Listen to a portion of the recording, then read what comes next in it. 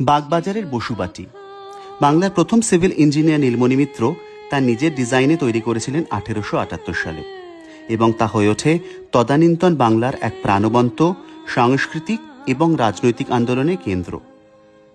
ব্যবসায় প্রতিপত্তি সম্পন্ন নন্দলাল বসু এই বাড়ি গড়ে তুলেছিলেন বাংলা ও ইসলামী স্থাপত্যের এক চমৎকার সংমিশ্রণে, যার অতুলনীয় ভাস্কর্যের নিদর্শন আজও দেখতে পাওয়া যায়। এখানে ছিল একটি ব্যক্তিগত চিড়িয়াখানা, ঘোড়াঘর ও উদ্যান। এই বাড়ি সাক্ষী ছিল হাজারো মানুষের আসা যাবার।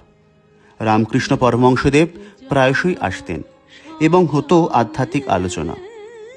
1905 সালে কবিগুরু রবীন্দ্রনাথ ঠাকুরের নেতৃত্বে বঙ্গভঙ্গের প্রতিবাদে ও হিন্দু মুসলমানের সম্প্রীতির জন্য এখানেই হয় সেই ঐতিহাসিক রাখিবন্ধন অনুষ্ঠান। ভারতের স্বাধীনতা আন্দোলনের ইতিহাসে এই বাড়ির ছিল এক গুরুত্বপূর্ণ ভূমিকা। সুরেন্দ্রনাথ বন্দ্যোপাধ্যায় সহ অন্যান্য জাতীয়তাবাদী নেতাদের ডাকা সভা সমিতি ও আলোচনাও হতো এখানে। আরও কতই না জানা ইতিহাসের সাক্ষী বসুবাটি আজও বাংলার সমৃদ্ধ সাংস্কৃতিক ও বিপ্লবী আন্দোলনের ঐতিহ্যের প্রতীক হিসেবে নিঃশব্দে নিভৃতে দাঁড়িয়ে আছে। এই তো আমাদের বাংলা ও বাঙালির ইতিহাস, কলকাতার বসুবাটির ইতিহাস।